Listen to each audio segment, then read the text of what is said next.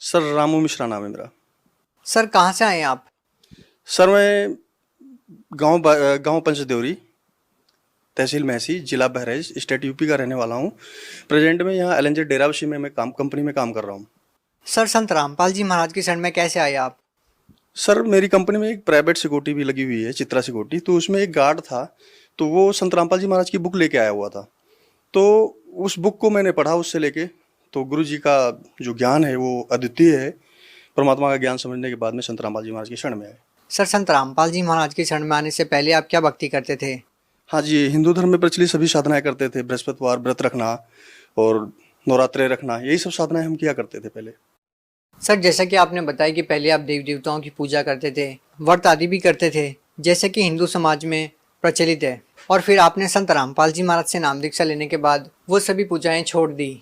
तो सर क्या संत रामपाल जी महाराज देवी देवताओं की भक्ति छुड़वाते हैं? नहीं, संत रामपाल जी महाराज किसी देवी देवता की निंदा नहीं की है। संत रामपाल जी महाराज तो सभी देवी देवताओं की सच्ची भक्ति बताई है, सतमंत्र बताए, उनके जो रियल साधना है वो संत रामपाल जी महाराज ने बताई है। हम जो पीछे साधनाएं कर रहे थे, उन साधनाओं को करते करते हमें कोई लाभ नहीं था, हम बिल्कुल कंडम हुए पड़े थे। सर आपको संत रामपाल जी महाराज से नाम दीक्षा लेने के बाद क्या क्या लाभ मिले?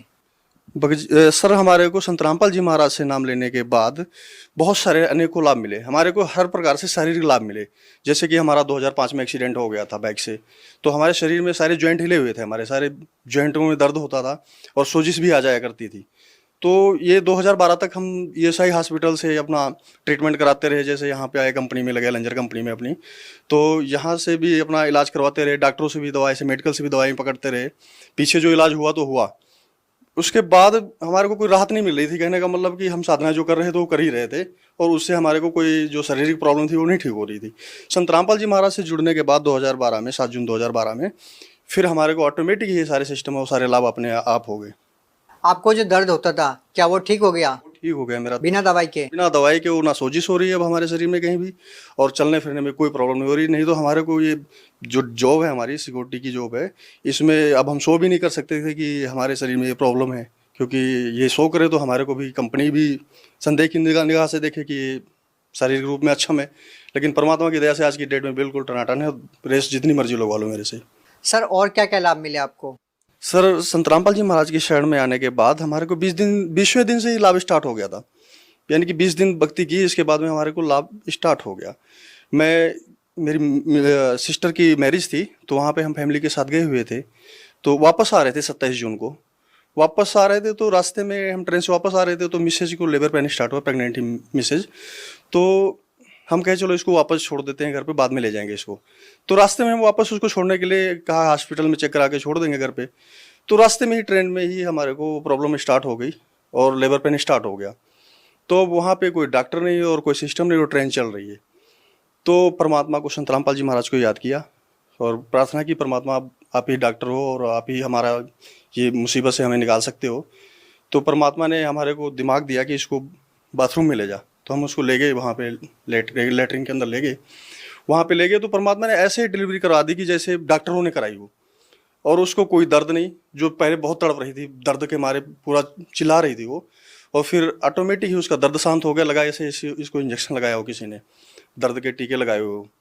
फिर उसको हम वहाँ से, फिर ट्रेन रुकी, अपने स्टेशन पे पहुँचे और लेके गए। जब हॉस्पिटल के सामने पहुँचे तो वहाँ पे पेन दर्द स्टार्ट हुआ उसको। फिर ले जाके वहाँ पे हमने इलाज करवाया और ये लाभ हुआ। सबसे बड़ा लाभ ये हुआ परमात्मा का कि हमारे को वहाँ पे ट्रेन में, चलती ट्रेन में हमारा बचाव किया, नहीं तो वहाँ पे उसकी डेथ हो जानी थी। जो डॉक्टरों के अभाव में ऐसा हो जाता है।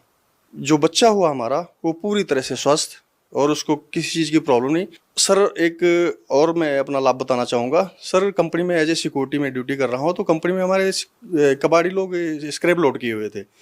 तो स्क्रैप लोड करके बेड करवाने के लिए हमारे को कंपनी ने भेजा कि आप कंडा करवा के लाओ, इसका बेड करवा के लाओ कि कितना माल लोड हुआ है। तो वहाँ पे हम बेड करवाने गए तो कबाड़ियों की नीयत में थोड़ा डिफरेंट आया। उन्होंने हमारे को ख़रीदना चाहा, रिश्वत देनी चाहिए, जो कि माल 8 टन था। और यहाँ पे कंपनी में उनसे बातचीत हुई थी जीएम के साथ कि कितना माल लोड हुआ, तो उसने आंकड़ा अपना बताया कि 3 टन हुआ है। तो वो सोच रहे थे जीएम को हम मैनेज कर ले जाएंगे 3 टन पे, तो वो 5 टन माल वो अपना खा जाना चाह रहे थे, हमारे से घूस दे के और हमारे से स्लिप चेंज करके। तो वहाँ पे वो हमारे को 20,000 रुपये दे रहे हैं। पहले 10 दे रहे हैं, फिर 20 दे रहे हैं, फिर यहाँ तक कि वो 50 तक रेडी हो जाते।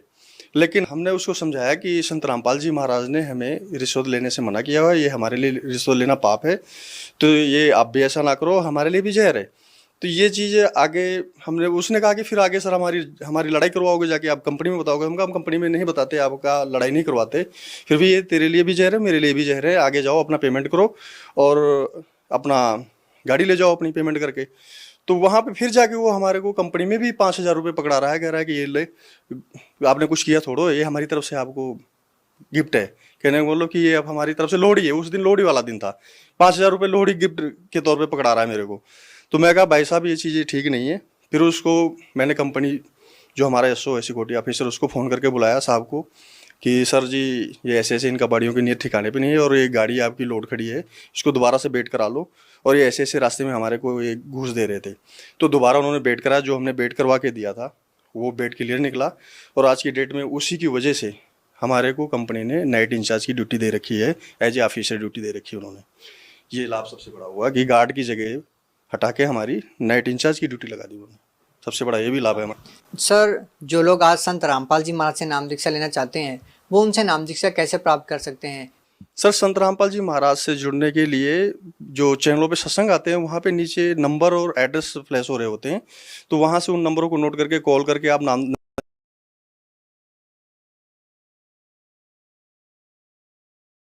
नज़दीकी नामदान सेंटर का पता करके आप वहाँ से जुड़ सकते हैं। संत रामपाल जी महाराज के नामदान सेंटरों से नाम दीक्षा लेके आप उनसे जुड़ सकते हैं। सर, आप भगत समाज को क्या संदेश देना चाहते हैं? सर भगत समाज को यही संदेश देना चाहते हैं कि संत रामपाल जी महाराज जैसा संत इस धरती पे नहीं है आज की डेट में, और इनका जैसा ज्ञान कहीं से भी आप मैच करा लो, सदग्रंथों में किसी भी जगह से मैच करा लो, प्रूफ सहित है। तो ये संत रामपाल जी महाराज से जुड़ने में ही हमारी भलाई है और हमारा कल्याण है। जी धन्यवाद। साथ साहब जी।